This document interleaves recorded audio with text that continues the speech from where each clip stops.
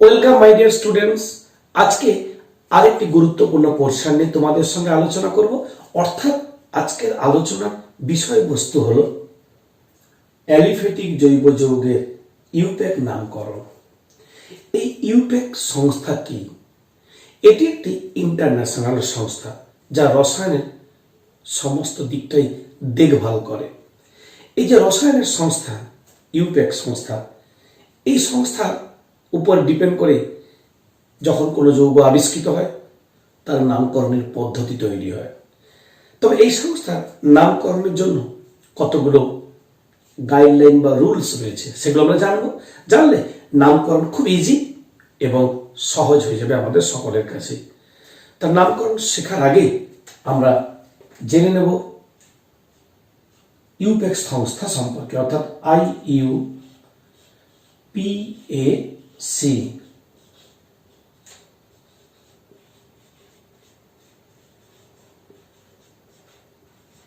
IUPAC nomenclature. IUPAC বলতে international union of pure and applied chemistry, যার উপর depend করে এই নামকরণটা দাঁড়িয়ে আছে। এই নামকরণ শিখতে গেলে আমাদের তিনটি অংশ সম্পর্কে প্রথমে জানতে হবে। নাম্বার 1, শব্দমূল, ওয়ার্ড রুট।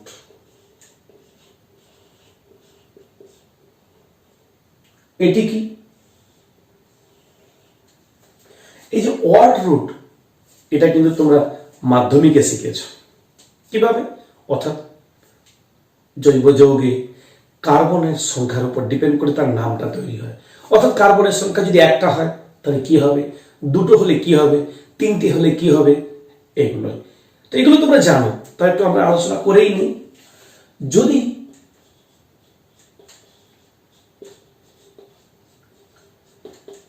কার্বনের সংখ্যা 1 হয় তাহলে তার নামটা দাঁড়াবে ওয়ার্ড রুটে মিথ। 2 হলে ইথ, 3 হলে প্রোভ, 4 হলে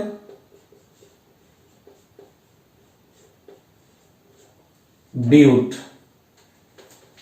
এবার যদি আমরা 5-এ যাই,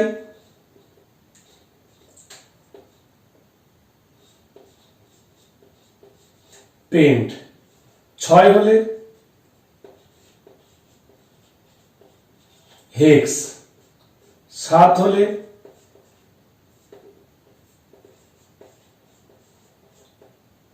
হেপ্ট, 8 হলে অক্ট।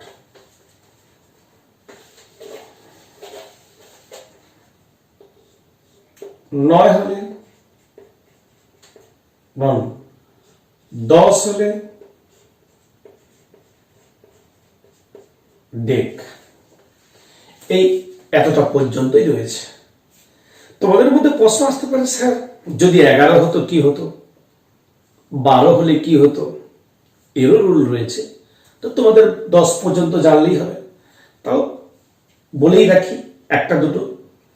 11 হলে একে বলবো আনডেক, 12 হলে বলবো ডোডেক ইত্যাদি। যাই হোক, আমরা 10 পর্যন্তই করব। এই হলো আমাদের ওয়ার্ড রুট, অর্থাৎ শব্দমূল, যা কার্বনের সংখ্যা অনুযায়ী নাম। আমরা কি শিখছি বলতো? নামকরণ। তার মানে নামকরণের রুলস বা নিয়মাবলীতে যাওয়ার আগেই আমরা বেশ কিছু অংশ শিখে নিচ্ছি আগে, তারপরে নামকরণে অবশ্যই যাব। তো প্রথমে একটা অংশ বললাম, সেটি হলো শব্দমূল। এবারে দ্বিতীয় অংশে যাব আমরা।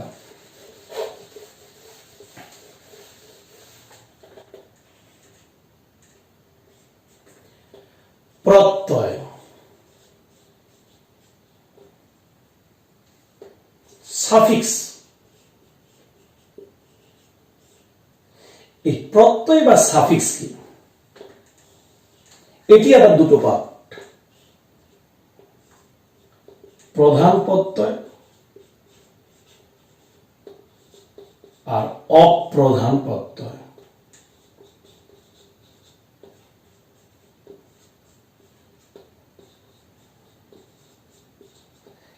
প্রাইমারি সাফিক্স, এটাকে বলবো সেকেন্ডারি সাফিক্স। এখন আমরা এই যে প্রধান প্রত্যয় আর অপ্রধান প্রত্যয় অর্থাৎ প্রাইমারি সাফিক্স আর সেকেন্ডারি সাফিক্স নিয়ে জানবো। প্রাইমারি সাফিক্স বলতে কি বোঝাচ্ছে? যৌগটি সম্পৃক্ত না অসম্পৃক্ত। যদি সম্পৃক্ত হয় তাহলে কি হবে? আগের ভিডিওতে বলেছি যে যদি সম্পৃক্ত হয়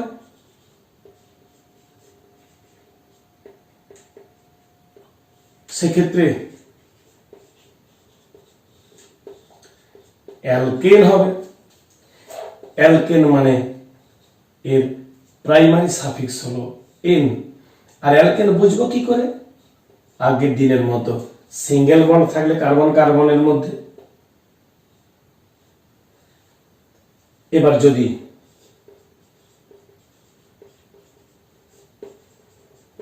অসম্পৃক্ত হয় তখন আমরা বুঝে নেব দু ধরনের হয়, অ্যালকিন আর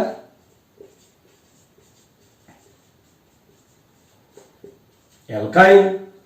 অ্যালকিন মানে সাফিক্সে ইন, ইন মানে কার্বন কার্বন ডাবল বন্ড, আর এটা হলো সাফিক্সে আইন,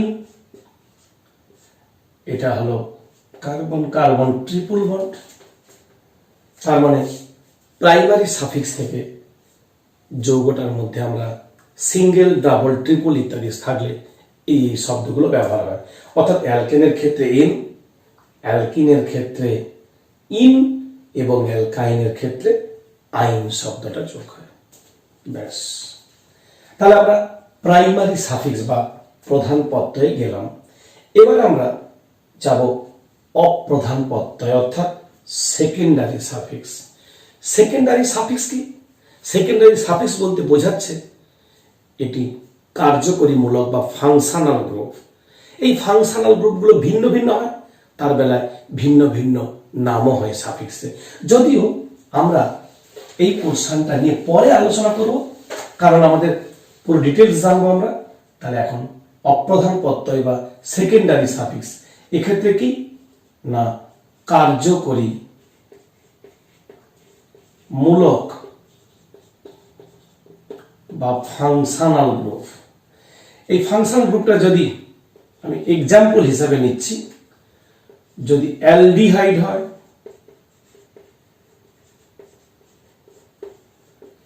তখন ফাংশনাল গ্রুপটা হচ্ছে সিএইচ হবে, ওর বেলায় যে শব্দটি আসবে সেটি হলো এল। আবার যদি কিটোন হয় সেক্ষেত্রে ফাংশনাল গ্রুপটাকে এরকম হবে, ওর বেলায় আসবে অন। আবার যদি অ্যালকোহল হয়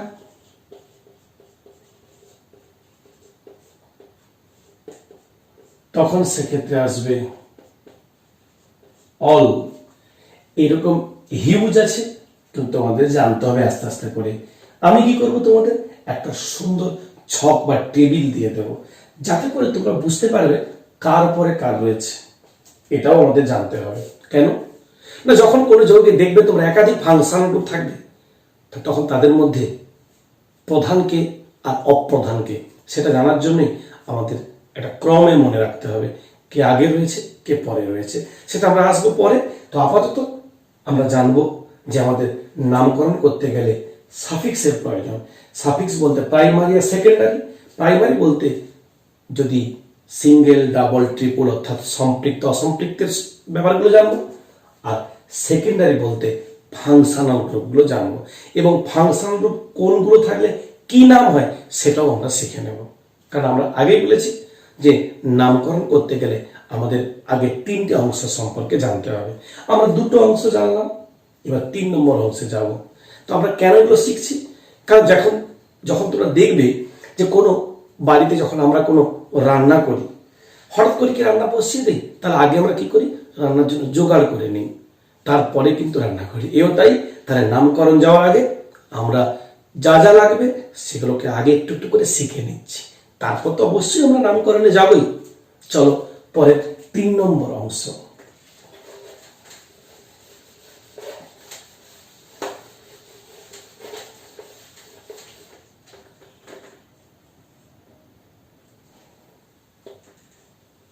উপপদ বা উপসর্গ, প্রিফিক্স। এটিও দুটি অংশ, একটাকে বলবো প্রাইমারি প্রিফিক্স, আর এটাকে বলবো সেকেন্ডারি প্রিফিক্স। প্রাইমারি বলতে যদি কোনো যৌগে কোনো বলয়াকার হয়, রিং থাকে, তখন আমরা সাইক্লো শব্দটি ইউজ করব। এক্সাম্পল হিসাবে আমরা পরে পরে দেখাবো তোমাদের, সাইক্লোবিউটেন, সাইক্লোপেন্টেন ইত্যাদি, এই সাইক্লো কথাটা ইউজ করব। আর যদি দেখা যায় সেকেন্ডারি প্রিফিক্সের ক্ষেত্রে কি না, এমন এমন গ্রুপ আছে যারা কিন্তু ফাংশনাল গ্রুপ হিসাবে বিবেচিত হয় না, তাদের বেলাতেই সেকেন্ডারি প্রিফিক্স আমরা ইউজ করি। প্রিফিক্স, পি মানে পূর্বে, ফিক্স হবে অর্থাৎ পূর্বে আসবে। তার মানে কিরকম, যেমন যদি যৌগে আমরা দেখি ক্লোরিন থাকে, তখন আমরা ক্লোরো শব্দ ইউজ করব। আবার যদি ব্রোমিন থাকে, ব্রোমো ইউজ করব। যদি NO2 থাকে, নাইট্রো ইউজ করব। যদি OCH3 থাকে,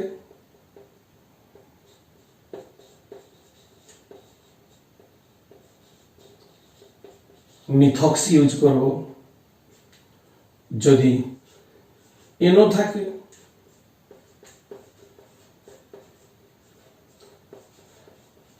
নাইট্রোসো ইউজ করব।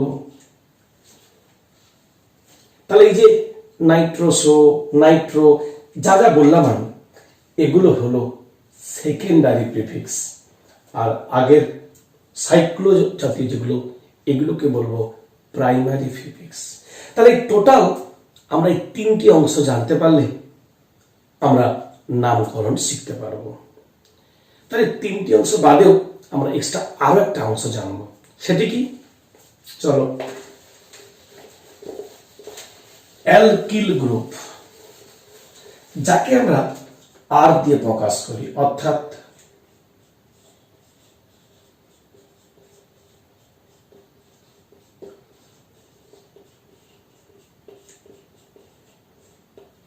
এই অ্যালকিল গ্রুপ বা আর দিয়ে প্রকাশ করি যাকে আমরা, এটা সম্পর্কে জানবো আমরা।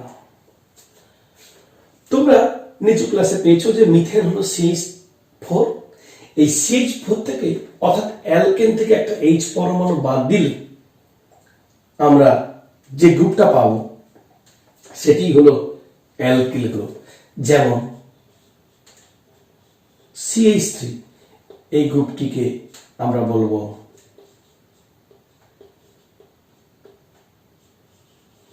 Methyl group. এই গ্রুপটির নাম কি, মিথাইল।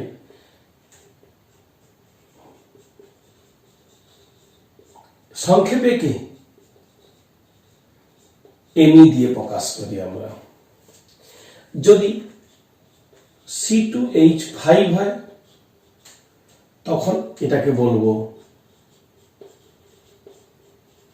ইথাইল, সংক্ষেপে ET দিয়ে প্রকাশ করা হয়।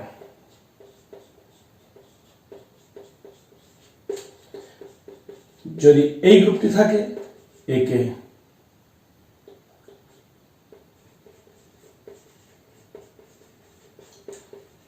প্রোপাইল পিআর গ্রুপ দিয়ে প্রকাশ করা হয়। যদি আরেকটা বেশি সংখ্যক কার্বন থাকে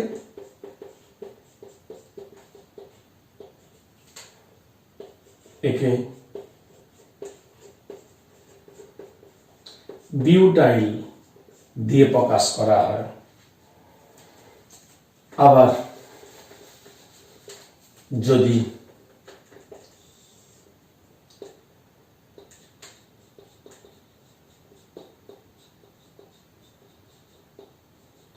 এইভাবে থাকে, অর্থাৎ তিনটে এটার মতোই সংকেত। এখানেও রয়েছে তিনটে কার্বন, এটাতেও তিনটে কার্বন, এখানে রয়েছে চারটে আর তিনটে সাতটা হাইড্রোজেন, ওখানেও তাই। তাহলে এটাও প্রোপাইল, এটাও কি প্রোপাইল না? একে বলবো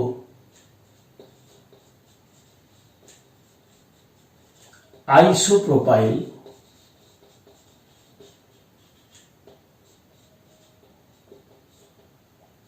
আইপিআর দিয়ে প্রকাশ করা হয়। আবার যদি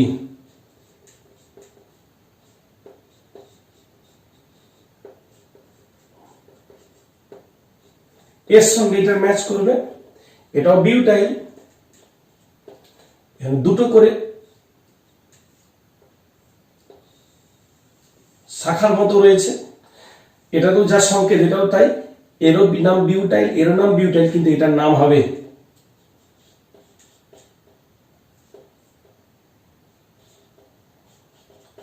টারসিয়ারি বিউটাইল।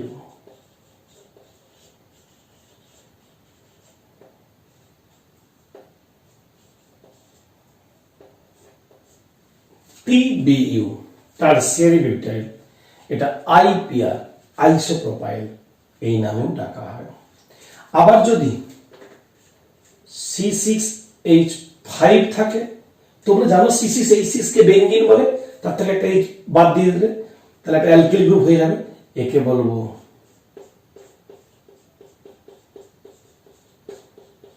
ফিনাইল পিএইচ, এভাবেই বলা হয়। তাহলে এই হলো অ্যালকিল গ্রুপের নাম এবং তাদের সম্পর্কিত তথ্য। কেন আমরা এগুলো করলাম না, অনেক সময় নামকরণ করতে গিয়ে আমরা এই গ্রুপটা দেখতে পাবো। তাহলে এটার নাম যদি মিথাইল আমরা না জেনে নিই আগে থেকে, তাহলে আমাদের নামকরণে অসুবিধা হবে। তাহলে সেই অসুবিধাগুলোকে দূর করার জন্য আমরা আগেই শিখে নিচ্ছি, অর্থাৎ নামকরণ শুরুর আগে নামকরণ সম্পর্কিত যা যা লাগবে আমরা সব শিখে নিচ্ছি।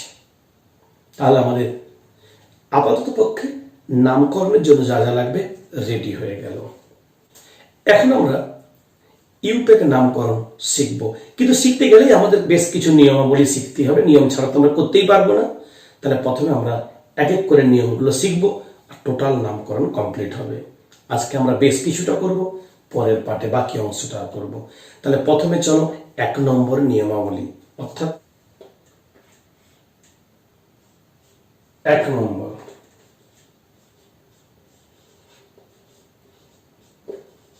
যৌগের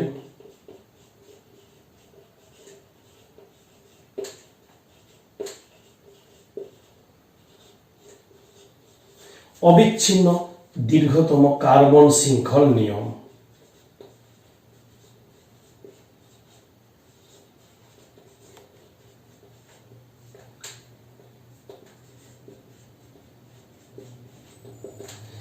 অর্থাৎ দীর্ঘতম কার্বন শৃঙ্খল আমাদের নির্ণয় করতে হবে।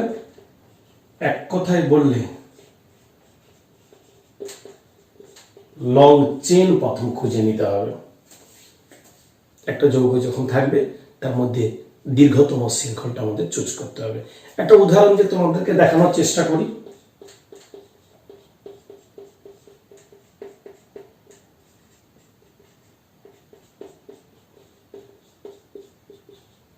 দেখে নাও, এখানে যদি আমরা লং খোঁজার চেষ্টা করি, যে লং চেন 1 2 3 4 5 1 2 3 4 1 2 3 4, তার মানে সর্বোপরি ম্যাক্সিমাম আমরা 5 পাবো। সেটা কোনটা?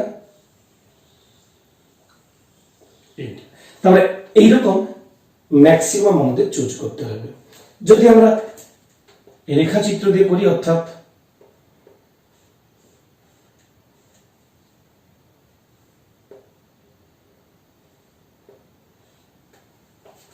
সাপোজ এরকম একটি যৌগ থাকলো, তাহলে আমরা কার্বন গণে নিই। 1 2 3 4 5 6, 1 2 3 4 5। তাহলে এদিক থেকে এখানে গেলে 5, এদিক থেকে গেলে 4, কিন্তু এদিক থেকে এই টোটাল লংটা নিয়ে নিলে 6টি হচ্ছে। তার মানে এইটা চুজ করতে হবে।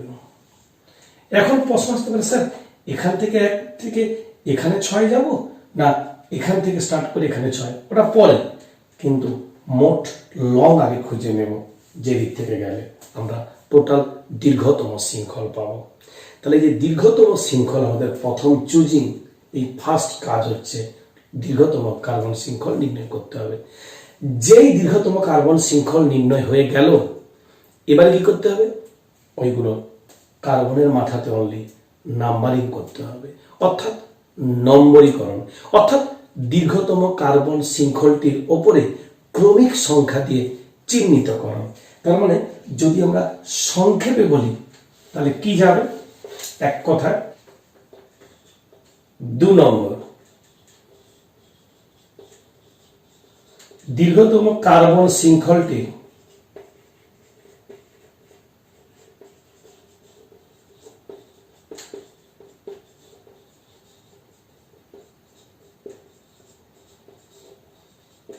ক্রমিক সংখ্যা দিয়ে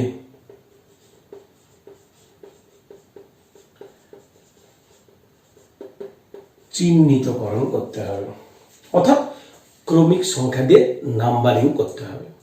এই নাম্বারিং এর ব্যাপার সময় ভীষণ ইম্পর্টেন্ট বেশ কিছু অংশ। কেন? আমরা ভাবছি যে স্যার যে কোনো একদিক থেকেই তো নাম্বারিং করে দেব, এত সহজ নয়। তাহলে দেখো, পরপর ফলো করো, খুব ইজি হয়ে যাবে। আমাদের প্রথমে দেখতে হবে এই সেকেন্ড পয়েন্টের ক্ষেত্রে নাম্বার দিয়ে চিহ্নিতকরণের সময় শাখা কিরকম রয়েছে, অর্থাৎ দীর্ঘতম শৃঙ্খলের সঙ্গে সঙ্গে কোনো ব্রাঞ্চ বা শাখা আছে কিনা। যদি শাখা থাকে তাহলে আলাদা, একটার বেশি শাখা থাকলে তাহলে আলাদা। তাহলে এখন আমরা যেটা করব, এরই সাব পার্ট, অর্থাৎ একটা পার্শ্ব শৃঙ্খল থাকলে কেমন হবে, বা একের বেশি থাকলে কেমন হবে, একের বেশি ভিন্ন হলে কেমন হবে, এগুলো করব।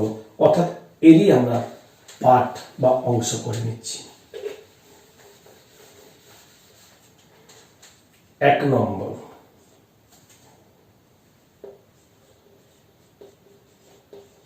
একটি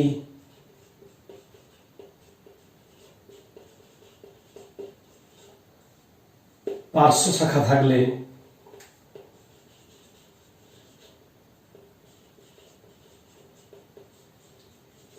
যুক্ত যৌগের ক্ষেত্রে কিরকম নাম্বারিং হবে সেটা দেখব।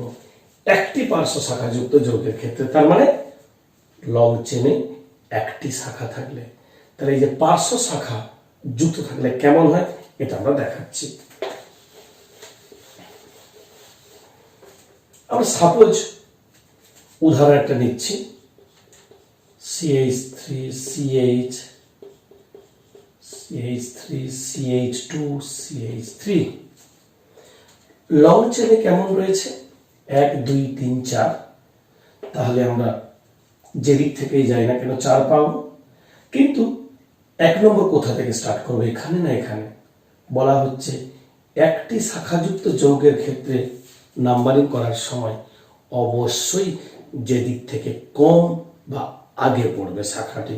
তাহলে এখান থেকে গেলে কার্বনের উপর নাম্বারিং 2 নম্বর কার্বনের শাখাটা পড়ে, কিন্তু এদিক থেকে গেলে 1 2 3 নম্বর কার্বনের নাম্বারিং এর উপরে শাখাটা পড়ে। তাই যেদিক থেকে কাছে আগে পাবো, অর্থাৎ একটা শাখা থাকলে যেদিক থেকে কাছে পাবো, তার মানে সেই সাপেক্ষে 1 2 3 এবং 4 এই হলো নাম্বারিং।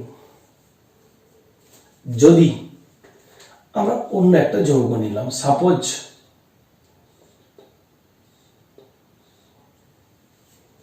এক্ষেত্রে কি আসবে? সাপোজ এখানটা ক্লোরিন থাকলো, থাকতেই পারে, এর নাম আমরা এখন বলছি না, আগে নাম্বারিংটা জেনে নিই। 1 2 3 4 5 6, এ পাশ থেকে গেলে 1 2 3 4 5 6, লঙে 6, তাহলে এখান থেকে হতে পারে, এখান থেকে হতে পারে, কিন্তু এখান থেকে গেলে 1 2 3 নম্বর কার্বনে ক্লোরিন পড়ে, কিন্তু এখান থেকে গেলে 1 2 3 4 গিয়ে পড়ে। তাহলে অবভিয়াসলি যেদিক থেকে আগে পড়বে সেদিক থেকে নাম্বারিং করতে হবে। ক্লোরিনটাকে ধরবো কেন? ক্লোরিন হলো ফাংশনাল গ্রুপ নয়, এমন গ্রুপ, অর্থাৎ এটি শাখার মতো কাজ করবে। আর এখানে মিথাইল অ্যালকিল গ্রুপ, এটিও শাখার কাজ করবে। সেই জন্য ওগুলোকেই আমরা পার্শ্ব শাখা ধরবো, তার সাপেক্ষেই নাম্বারিং আসবে। তাহলে আমি তো করলাম একটি করে শাখা থাকলে এইরকম নাম্বারিং হয়, কিন্তু প্রশ্ন আসছে স্যার একের বেশি যদি থাকে। দেখো একের বেশি মানে তো 2 বা তার বেশি, কিন্তু সেই শাখাগুলো যদি আবার একই হয় আলাদা হবে, যদি সেগুলো ভিন্ন হয় তাহলে আলাদা হবে। একই হলে কিরকম?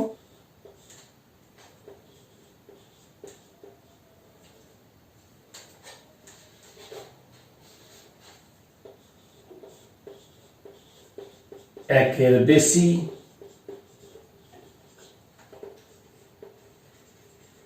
একই,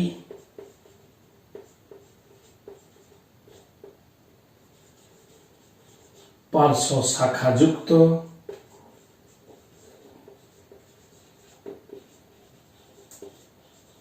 যৌগের ক্ষেত্রে। তার মানে শাখার সংখ্যা বেশি থাকবে একে, কিন্তু সব শাখাগুলো একই হবে তখন। যেমন আমি এক্সাম্পল নিচ্ছি,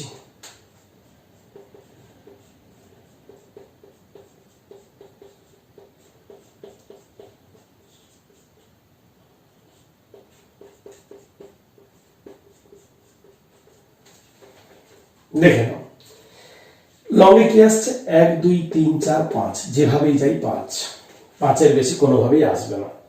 তাহলে নাম্বারিং, তাহলে মূল এখান থেকে আরম্ভ করলে এখানে গিয়ে শেষ হতে পারে, এখান থেকে আরম্ভ করলে এখানে শেষ হতে পারে, কিন্তু রুলেই রয়েছে একই পার্শ্ব শাখা, মানে এ শাখাটাও CH3 এটাও CH3, ভিন্ন হলে কি পরে আসবো অপশন সিতে। তো একই যদি থাকে তখন কি করব? তখন আমাদেরকে ভাবতে হবে শাখাগুলোর নাম্বারিং কেমন আসছে। দেখো এদিক থেকে যদি নাম্বারিং করতাম তাহলে শাখা দুটো আসতো, একটা 2 নম্বরে, একটা 3 নম্বরে, কিন্তু এ পাশ থেকে করলে 1 2, একটা 3-এ, একটা 4-এ, অর্থাৎ এদিক থেকে করলে পাই আমরা 2 আর 3, আর ওদিক থেকে করলে আমরা পাই 3 আর 4। তাহলে প্রথম সংখ্যা 2, এর প্রথম সংখ্যা 3, তাহলে যেদিক থেকে আগে অর্থাৎ কম, এটাই ঠিক। তার মানে 1 2 3 4 5 6, এটা ভুল। চলো পরের অংশটায় যদি আমরা এইরকম অন্য এক্সাম্পল নিই, এইটারই আরেকটা এক্সাম্পল নিলাম আমরা। সাপোজ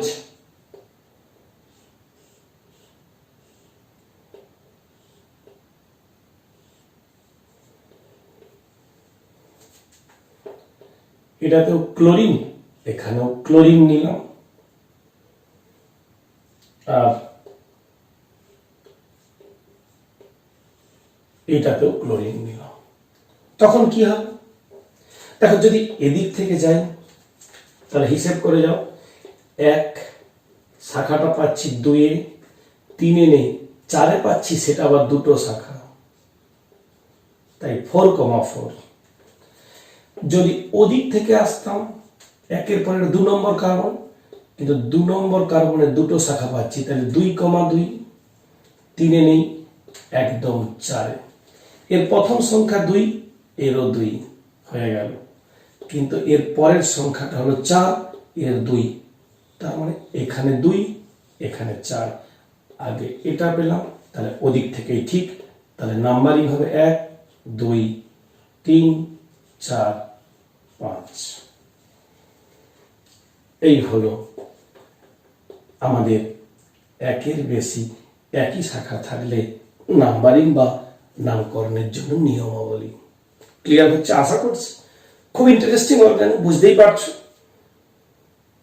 একটু মন দিয়ে দেখলে খুব ইজি। এবারে যাবো আমরা 3 নম্বর।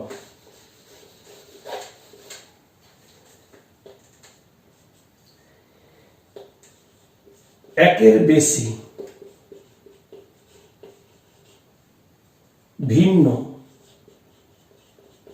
এটা একই, এখন ভিন্ন।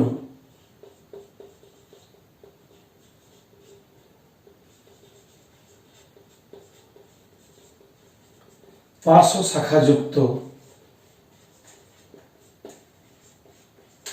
যৌগের ক্ষেত্রে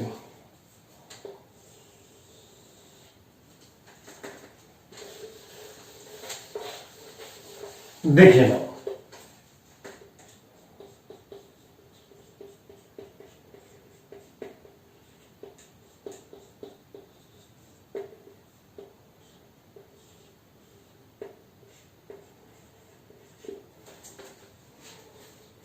যদি আমরা এদিক থেকে নাম্বারিং যাই লঙে 1 2 3 4, এদিক থেকেও 4, এদিক থেকে গেলে শাখাগুলো কোথায় পড়ে?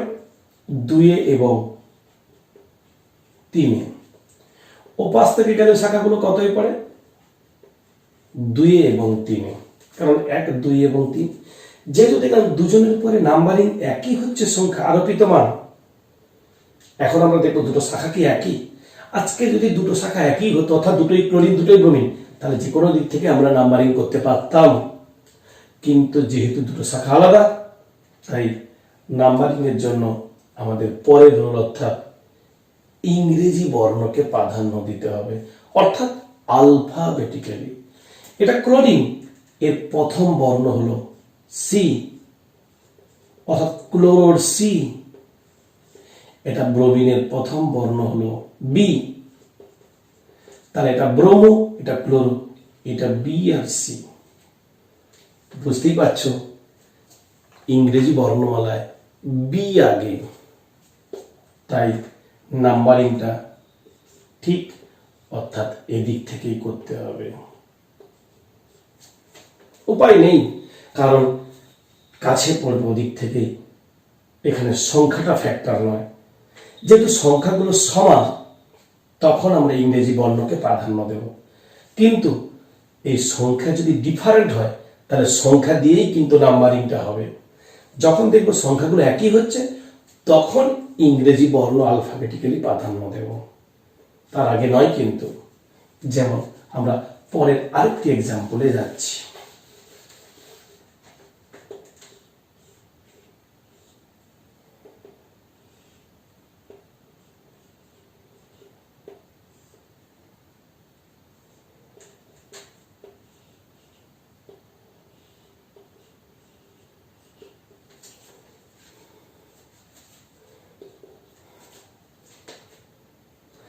দেখো এখানে যদি এদিক থেকে যাই 1 2 3 4 5, 1 2 3 4 5, যেদিক থেকে যাই,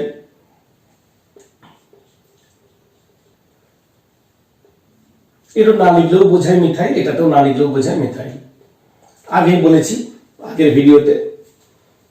এবারে কি হবে? যদি পাশ থেকে যাই, তাহলে শাখাগুলো পড়বে 2 3 নেই, কিন্তু 4 পড়বে। 4 দুটো, এটা একটা মিথাইলের জন্য। ওপাশ থেকে গেলে দুখানা 2 দুটো, 4 একটা। আমরা যদি প্রথম চান্সে ভেবে নিই এদিকে ইংরেজি বর্ণে ব্রোমিন আর ওদিকে ইংরেজি বর্ণে ক্লোরিনের সি, তাহলে বি তো আগে, এদিক থেকে ভুল। কখন বললাম? যদি সংখ্যা দুটো একই হয় উভয় সাইডে, এরও প্রথম 2, এরও প্রথম 2, এখানে আমরা জাজ করতে পারছি না। পরের সংখ্যায় গেলাম 4, এটা 2, তাহলে এইখানেই বিচার হয়ে গেল যে এটাই ঠিক, কম সংখ্যা, তার মানে এদিক থেকেই হবে। এক্ষেত্রে কোনো মতেই ইংরেজি বর্ণ প্রাধান্য পাবে না। কখন এটা হবে? যদি সমান হয়, তখন পরের অংশের জন্য ইংরেজি বর্ণকে আমরা প্রাধান্য দেব, তার আগে নয়। তার মানে আমরা 2 নম্বর রুলের অনেকগুলো পার্ট শিখলাম, অর্থাৎ নাম্বারিং করা শিখলাম। কোন দিক থেকে নাম্বারিং করবো, এটা ভাইটাল। নামকরণ তো পারবোই আমরা অবশ্যই, কিন্তু দীর্ঘতম শৃঙ্খল চুজ নয়, তার সঙ্গে নাম্বারিং কোন দিক থেকে করব, তারপর তো নামকরণ আসবেই, এটা আমাদের শিখতেই হবে। যেই হয়ে গেল নাম্বারিং, এবারে আর একটা ক্ষেত্রে আমাদের নাম্বারিংকেও দিয়ে করা হয়, সেটি হলো কি? অর্থাৎ রুল 3। আমরা 2 রুলের যে পার্টগুলো ছিল করে ফেললাম, এখন আমরা যাব রুল 3, অর্থাৎ নিয়মাবলীর 3 নম্বর রুলে কি রয়েছে, যদি কোনো যৌগে কার্যকরী মূলক বা ফাংশনাল গ্রুপ থাকে তাহলে ওই ফাংশনাল গ্রুপটিকে যথাসম্ভব কম নম্বর দিতে হবে, অর্থাৎ কম নম্বর দিয়ে চিহ্নিত করতে হবে। অর্থাৎ 3 নম্বর রুলে তাহলে কি থাকছে, কার্যকরী মূলকের জন্য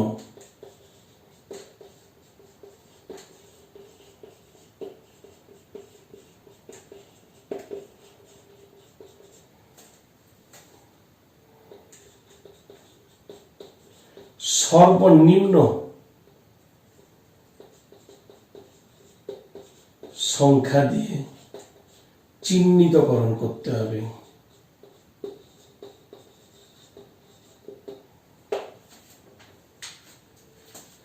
যদি ফাংশনাল গ্রুপে কার্বন থাকে তাহলে সেই কার্বনকে আমরা 1 দেওয়ার চেষ্টা করব।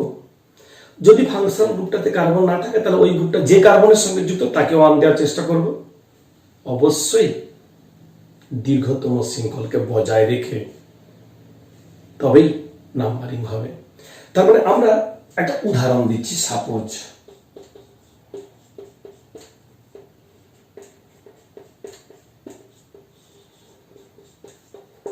তোমরা পাবে, আমি তো বলেছি পরে টেবিল আকারে দিয়েই দেবো ফাংশনাল গ্রুপ। এটা কার্বক্সিলিক অ্যাসিড COOH, এটা একটা ফাংশনাল গ্রুপ, ওতেই কার্বন রয়েছে, তাহলে একে 1 দেবো। ওকে 1 দিয়ে কম নম্বর দিয়ে সর্বনিম্ন দিয়ে লং চেন খুঁজবো, এই হবে। আমি আরেকটা ফাংশনাল গ্রুপ নিচ্ছি যেখানে কার্বন নেই,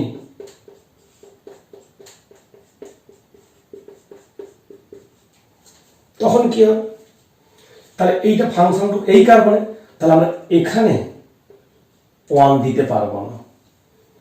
তখন তোমাদের মধ্যে প্রশ্ন আসবে, কেন স্যার? আপনি তো বললেন সর্বনিম্ন সংখ্যা দিতে, তাহলে ফাংশনাল গ্রুপটি যে কার্বন আছে তাকে 1 দেব।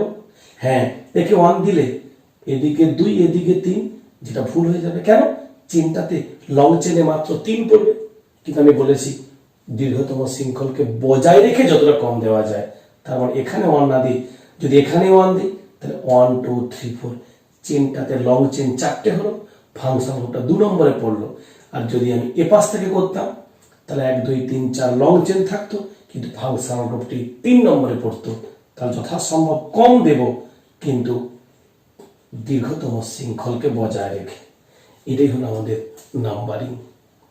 অর্থাৎ যদি ফাংশনাল গ্রুপ থাকে। এবার আমরা রুল 4 এ যাব।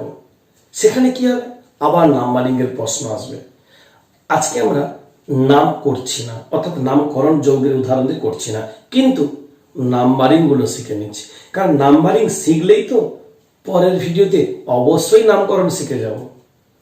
তাহলে আমাদের নামকরণটা আগে শেখার আগে নাম্বারিং গুলো শিখতে হবে। এবারে এখানে যেটা আমরা করেছি, ফাংশনাল গ্রুপ রয়েছে একটা, কিন্তু যদি স্যার একাধিক ফাংশনাল গ্রুপ থাকে, এবার সেই একাধিক ফাংশনাল গ্রুপের মধ্যে ফাংশনাল গ্রুপগুলো যদি একই হয় তাহলে কি হবে, যদি ভিন্ন ভিন্ন ফাংশনাল গ্রুপ হয় তখন কি রকম হবে। তাহলে এটাও আমরা করব, এটা আমরা নেক্সট বা পরবর্তী ভিডিওতে করব। আজকে আমরা এতটা পর্যন্তই, অর্থাৎ এইটুকুই আমরা এখানেই রাখবো। যদি কোথাও বুঝতে প্রবলেম হয় অবশ্যই বলেছি তোমরা বলবে। আশা করছি যদি মন দিয়ে তোমরা দেখেই থাকো তাহলে অস্পষ্টতা বা অস্বচ্ছতা বলে কোনো কিছু থাকবে না। আশা করছি এই পুরো অংশটাই তোমরা বুঝতে পেরেছ।